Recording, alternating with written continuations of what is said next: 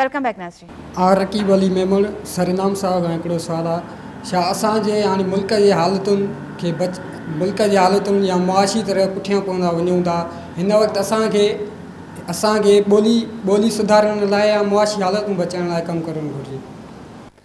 न ॾिसो, इहे ॿई लाज़िम मलज़ूम शयूं आहिनि। जेकॾहिं तव्हांजो कल्चर ॿोली ज़िंदा न रही सघंदी त ख़ुदि तव्हांजी समाजी ज़िंदगीअ जा डायरेक्शन्स कीअं तय थींदा, ऐं तव्हांजी समाजी ज़िंदगी जेकॾहिं सही न थींदी त तव्हांजो ॿोली अदब इल्मु कीअं मथे उसरंदो। इहे हिक ॿिए सां लाज़िम मलज़ूम शयूं आहिनि। असां सिंधी माण्हू सिंगल माइंडेड सिंगल डायरेक्शन में हलण जा क़ाइल आहियूं। इहा आदत छॾणी पवंदी। हिक ई महिल माण्हू 10 कम करे सघे थो, 10 असाइनमेंट्स करे सघे थो।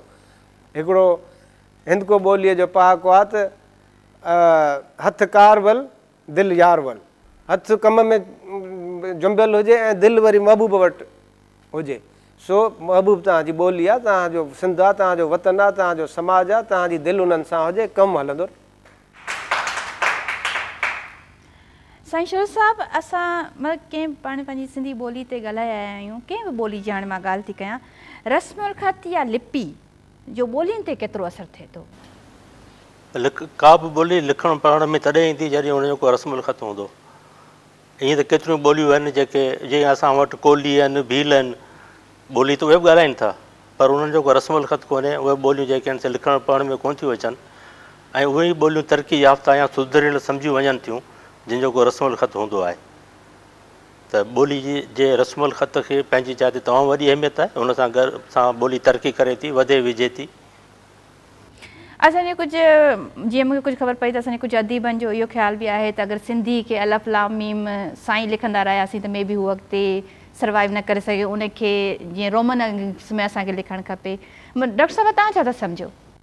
आउं सम्झां थी त हूअं त ॿोली वधीक अहम आहे लिपीअ जी भेट में। जेकॾहिं हालतूं अहिड़ियूं आहिनि जंहिंमें असांजो अदब जेको हेसि ताईं पैदा थियल आहे उनखे महफ़ूज़ कयो वियो आहे ऐं उन में ई लिखंदा अचूं त उहो वधीक बहितरु आहे। पर असां ॾिठो आहे त सिंधी ॿोली ख़ुदि मुअंजदड़ जे वक़्त में ॿिए रस्मुल ख़त में लिखी वेंदी, उन खां पोइ देवनागरी में लिखी वेंदी, उन खां सवाइ हटकी वाणकी मुख़्तलिफ़ नालनि सां तव्हां ख़ुदावादी इलाही रस्मुल ख़त रहिया आहिनि।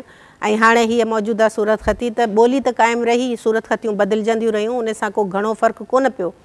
पर हाणे इहो सुवाल बि एतिरो अहम नथो रहे, छाकाणि जो हाणे दुनिया में कंप्यूटर टेक्नोलॉजी एॾी तरक़ी कई आहे जो जेकॾहिं सिंधी ॿोली तव्हां अरबी रस्मुल ख़त में जीअं का पाण लिखूं था, उहा लिखी तव्हां इंटरनेट ते रखो था ऐं हुतां जेको हिंदुस्तान वारो देवनागरीअ में पढ़ियो आहे उनखे नथी अचे त हिकिड़ो अहिड़ा सिस्टम्स ऐं अहिड़ा सॉफ्टवेयर्स बि ठहिया आहिनि जो हू उहा साॻी पंहिंजे रस्मुल ख़त में उथलाए बि पढ़ी सघे थो, रोमन में उथलाए बि पढ़ी सघे थो, IPA में उथलाए बि पढ़ी सघे थो, इंटरनेशनल फोनेटिक एल्फ़ाबेट आहे उन में उथलाए बि पढ़ी सघे थो। त अहिड़ा सॉफ्टवेयर्स अची विया आहिनि। तंहिंजे करे आउं सम्झां थी त जेका अॻे हिकिड़ी तहरीक हली हुई त सिंधी ॿोलीअ जी सूरत ख़ती मटाइजे, उन जी हाणे ज़रूरत ई कान्हे। जेका आहे उहा रखंदे बि असां तमामु घणी तरक़ी करे सघूं था ऐं दुनिया जे ॿियनि माण्हुनि सां जेके सिंधी आहिनि पर जेके हीअ रस्मुल ख़त नथा ॼाणनि उन्हनि सां बि कुझु वक़्तु, मुंहिंजो ख़्यालु आहे चंद सालनि जी ॻाल्हि आहे, त इहा ॻाल्हि आसान थी वेंदी त हू उन ॿोलीअ खे चाहिनि त रोमन में पढ़नि, चाहिनि त देवनागरी में पढ़नि, चाहिनि त हिन साॻे रस्मुल ख़त में पढ़नि। हाणे कंप्यूटर में अहिड़ा सॉफ्टवेयर्स ठही विया आहिनि जेके ट्रांसलिटरेट कनि था। ट्रांसलिटरेट करण जो मतिलबु आहे त हिकिड़े रस्मुल ख़त खां ॿिए रस्मुल ख़त में चेंज थी थो वञे, त उन जे करे तर्जुमा आसान थी विया आहिनि। जेकॾहिं सिंधीअ में हिकिड़ी शइ रखी आहे उनखे केरु ट्रांसलेट करणु चाहे त उहे जल्दी उहे सॉफ्टवेयर्स अचण वारा आहिनि जेके लॻाइण सां तव्हां उनखे डायरेक्ट तर्जुमो करे छॾींदव। त इन सां आउं सम्झां थी त हाणे रस्मुल ख़त जेको असांजो मौजूदु आहे उनखे रखिजे। हिकिड़ो सुवालु आहे त छा इन ते कमु हले पियो?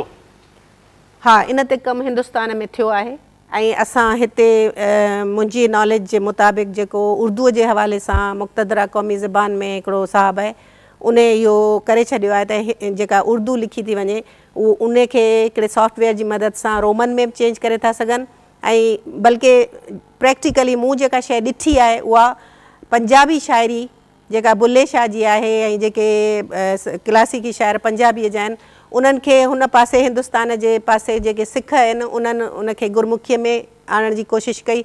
हिते उहा पंहिंजी शाहमुखीअ में लिखी थी वञे त उहा हाणे अहिड़ो सॉफ्टवेयर आहे जंहिंजे मदद सां हू उते पंहिंजे लिपीअ में पढ़ंदा, ही हिते पंहिंजी, ऐं अहिड़ा किताब उन्हनि अहिड़ा सॉफ्टवेयर हुननि ठाहिया आहिनि ऐं उन जो मूंखे प्रैक्टिकली कंहिं माण्हूअ मूंखे ॿुधायो, ॾेखारियो त हीअ हिन तरीक़े सां असां कमु करियूं पिया। इहो पंजाबीअ जे हवाले सां पई ऐं उहो हुते हिंदुस्तान वारे पासे थियो आहे। सिंधी लैंग्वेज अथॉरिटी जो हिकिड़ो प्रोजेक्ट कोन्हे? हा बिल्कुलु आहे, बिल्कुलु आहे। असांजो प्रोजेक्ट, इन प्रोजेक्ट ते असांजो अञा कमु स्टार्ट थियो आहे, पर अञा प्रैक्टिकली असां कोन कयो आहे। कागज़ी हद ताईं असां हिन में कुझु माण्हुनि खे इन्वॉल्व करे कुझु मीटिंग्स कयूं आहिनि ऐं मुक़्तदरा क़ौमी ज़बान वटि, छो जो उन सॉफ्टवेयर जे हवाले सां काफ़ी मटीरियल आहे, त उन्हनि सां बि असीं राब्ते में आहियूं। ऐं इन में तॾहिं मूं जल्दी ॻाल्हि कोन कई, मूं चयो 2-3 साल लॻंदा, पर इहो ॿोलियुनि जे तरक़ीअ जे हवाले सां साल 2 साल का वॾी ॻाल्हि कोन हूंदी आहे। जेकॾहिं इहो अमल थी वियो त पोइ असांजी मौजूदा लिपीअ में रहंदे असां सिंधी ॿोलीअ खे वॾी तरक़ी वठाए सघंदासीं।